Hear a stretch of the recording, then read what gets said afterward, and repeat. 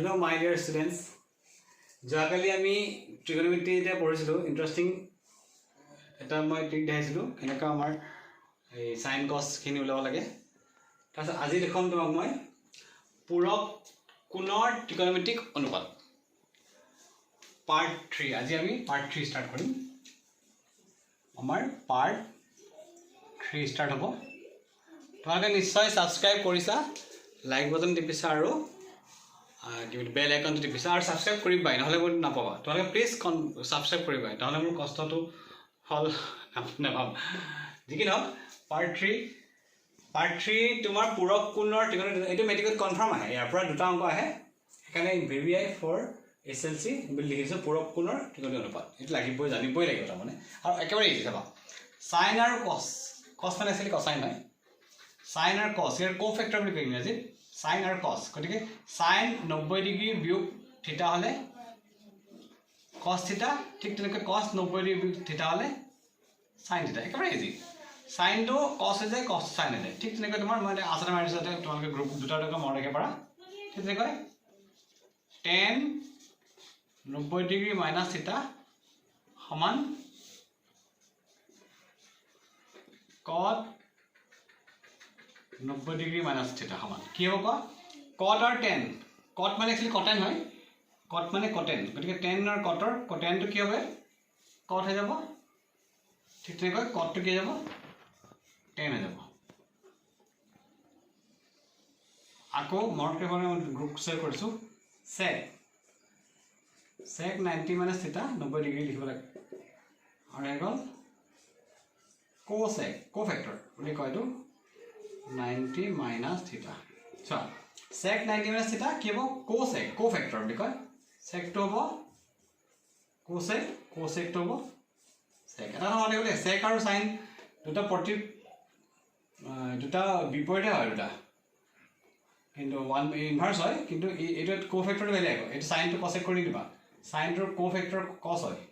tan to cofactor cot মানে cotan sec to cofactor cosec এটা cofactor কাম কৰে এটা চাবা যেনে sin 90 minus theta cos 90 minus theta sin theta just simple tan 90 minus theta cot 90 minus theta tan theta হ'ব cot লাগি আছে cotan টো sec 90 minus theta cosec টো কি হ'ব sec হ'ব এটা ইয়াৰ উল্টাটো জানিব লাগে ইয়াৰ উল্টাটো জানা এনেকৈ ইয়াৰ কি দৰকাৰ চাবা মই এটি তোমাৰ cos theta যদি sin theta লে কনভাৰ্ট কৰিব লাগে cos টো আমি sin লিখিলাম তেতিয়া এটো যদি বদলি যাব এটা 90 minus theta লিখি দিবা ঠিক নেকি তোমাৰ sin theta যদি তোমাৰ cos theta লে কনভাৰ্ট কৰিব লাগে বদলাব চেঞ্জ কৰিব লাগে এটো চেঞ্জ কৰাৰ দৰকাৰ গম পাবা 90 minus theta একেদৰে তোমাৰ cot theta যদি আমি 10 লিখিব লাগে বহুত ইম্পৰ্টেন্ট বস্তু 10 লিখিব লাগে কি হ'ব 90 minus theta tan theta যদি আমি cot লিখিব লাগে 90 minus theta একেদৰে cosec theta কে আমি যদি second লিখিব লাগে cosec টো চেক কৰিছো চেক এটো খালি জাস্ট বলাইছো 90 minus theta একেদৰে sec টো যদি আমি sec টো cosec লিখিব লাগে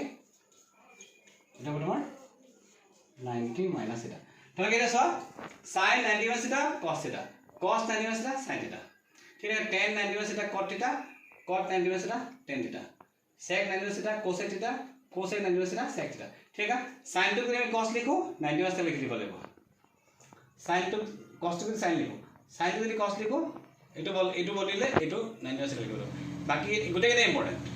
দুই ধৰণৰ অংক আহে এক ধৰণৰ অংকত এখিনি ইউজ কৰিব লাগে আৰু এক ধৰণৰ অংকত এই ধৰণৰ ইউজ কৰিব লাগে দুই ধৰণে আহে মেট্ৰিকত বহুত ইম্পৰ্টেন্ট হয় আৰু তোমালোকৰ এটো কিতাপৰ অংক ইয়াৰ পৰা তোমাৰ কিতাপৰ অংক বিলা মই কৰাই দিম এতিয়া তাকে হাইলে গম পাবা আৰু কি বুলি কয় তোমালোকে নাপাহৰিবা তোমালোকে শেয়াৰ কৰা সাবস্ক্ৰাইব কৰা স্পেশালি